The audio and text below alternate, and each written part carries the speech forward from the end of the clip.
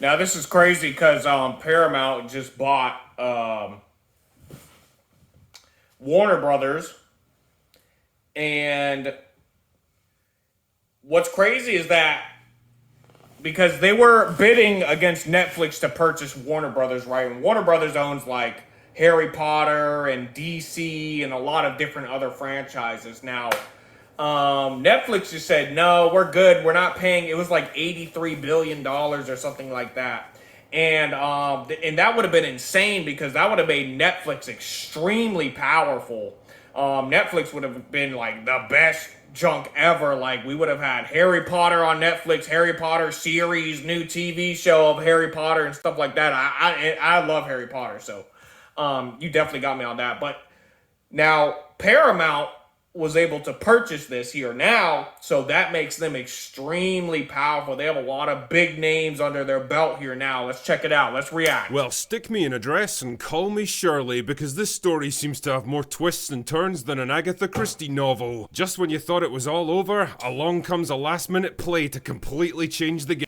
And look, Warner Brothers is an extremely powerful movie studios production business. Like, they have a lot of amazing movies and under their belt. That'll make it, because nobody watches Paramount. But let's be real, nobody watches Paramount. Like, I get it for free from Walmart delivery and stuff like that. The only thing I watch on there is I just saw the new SpongeBob movie, Big Guy, yeah. Big Guy with the new SpongeBob movie. It was pretty funny. They're like, oh, you're a bubble blowing baby boy and stuff like that. That was hilarious.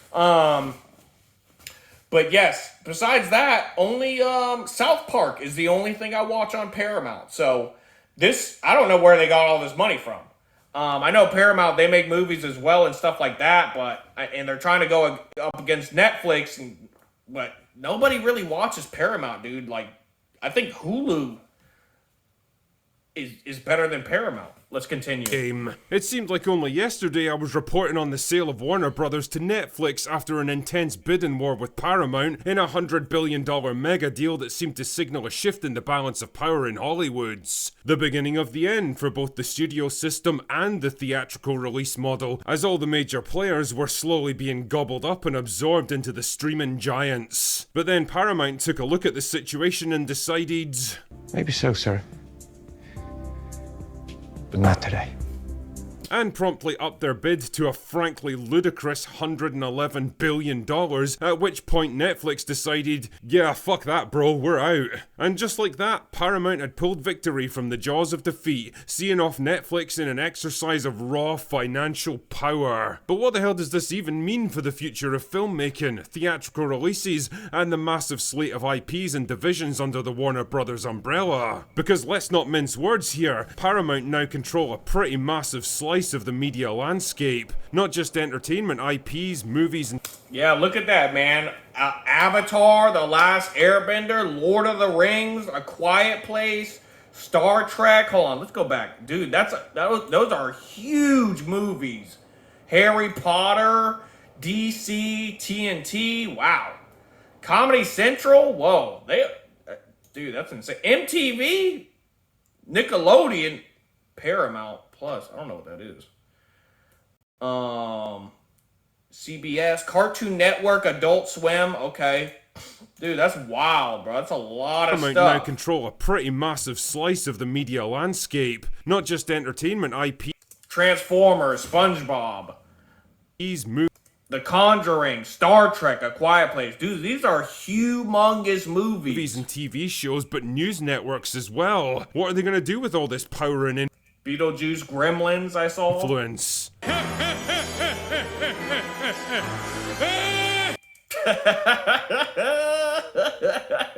Yeah, it's all about money at the end of the day, man. You know, a smart man once told me, he was like, man, people always say like, oh, it's not all about money, but look, you're slaving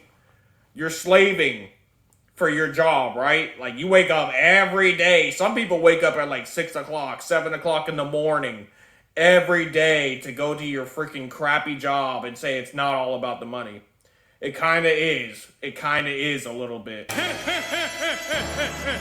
Well, to answer that question, you should probably consider the man at the top of this particular pyramid, David Ellison, the billionaire owner of Paramount Skydance and the son of Larry Ellison, the world's third richest man with a net worth of almost $250 billion.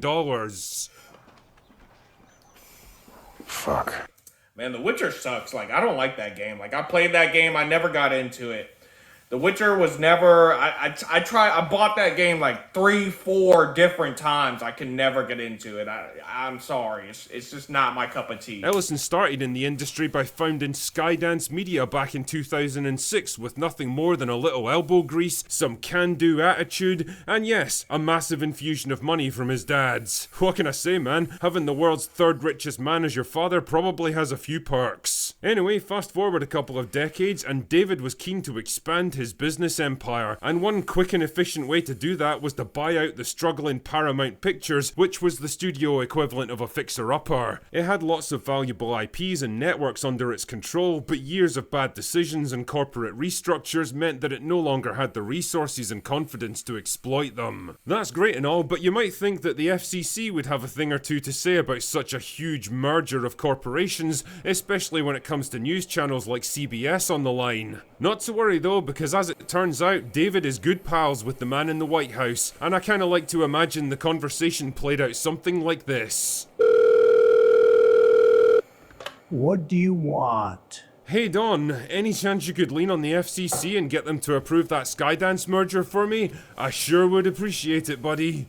I don't know about that, Dave. People might have questions. Well, if you could make this Is that AI? How did he do that? happen, I'll That doesn't even sound right. fire everyone at CBS and replace them with people who only say nice things about you. Consider it done. Cheers, bro. And so, approval was granted and the deal went ahead. Paramount became Paramount Skydance and David set his sights on his next target, Warner Brothers, another studio with a shitload of potential and a ton of IPs that it's mostly too stupid or too incompetent to properly exploit. And funnily enough, another news network in need of, reconfiguring. Ahoy there. I actually heard CNN got bought out, and you know, I'm not a Democrat, but I mean, they were releasing some dirt on President Trump. They really were. Like his poll numbers, they were all over it. Like Democrats, they're always able to tell like the perfect truth when it comes to somebody they don't like. But when it comes to somebody they do like, they're lying their nuts off. And then on top of that, you know, Fox does the same thing. Like, it's like, oh, they're like Biden, they were all over his ass. Like, telling all the whole truth. But when it comes to Trump, then they start lying like crazy. Every day I see with Fox, it's just like, oh, it's a big win for President Trump. Every day, it's a big win. Like, no, it's not. This economy is horrible. What are you talking about? Stop lying. You guys are liars. It's just a bunch of lies. It's insane. Don, it's me again. Listen, you know how you pulled some strings at the FCC for that Paramount merger? Well, I could use your help again. I'm buying Warner Brothers this time. I don't know if I can do this a second time, Dave. They have CNN. We've got a deal. The upshot of all this is that I wouldn't expect too many regulatory hurdles for this particular deal, and if you happen to be a big fan of CNN... You'll be seeing a lot of changes around here. But what does it mean for the entertainment side of things, which is what we're really interested in here? Well, based on Ellison's previous work as a producer for Skydance, it's not difficult to see where his creative sensibilities lie. Hold on. Spy Kids. Woo. Okay. I'm just looking through it. Terminator. Wow. Okay. Star Trek. Mission Impossible. He's very much an action guy, with a heavy lean-in towards male-driven properties with traditional heroes, and how can I put this? I don't think he's exactly a big fan of... The Message. In fact, considering Paramount Plus is rapidly turning into the Taylor Sheridan network, I think it's fair to say this guy sees Middle America for what it is, a potentially huge market that's been badly neglected in recent years, mostly by people who absolutely hate them. Imagine for a moment if there was a network that catered to their interests. Now, as you can probably surmise, the prospect of a multi-billionaire with conservative leanings merging two of the biggest studios in Hollywood together under his personal control went down about as well as expected with the usual crowds.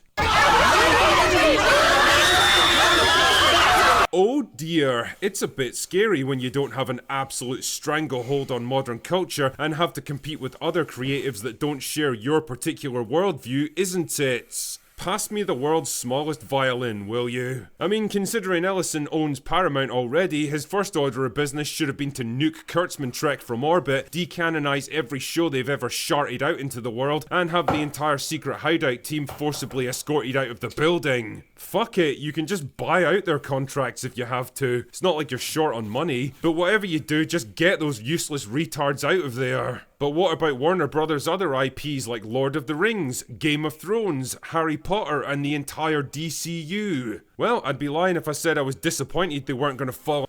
We need a Teen Titans movie. We need that.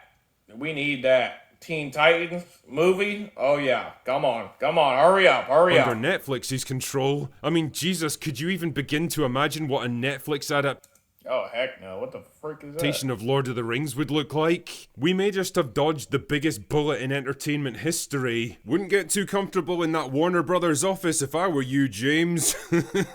That being said, I'm not going to pretend that this is an ideal outcome by any stretch, and I don't particularly love the idea of independent studios merging together into homogenous mega corporations, because let's be honest, it's bad for competition and bad for creativity. But, on the other hand, if ever there was a definitive signal that the age of identity politics and the message has come to an end in Hollywood, I think this just might be it. The great experiment that's decimated pop culture for the past decade is well and truly over. Good fucking riddance. The only question now is when can the age of rebuilding begin?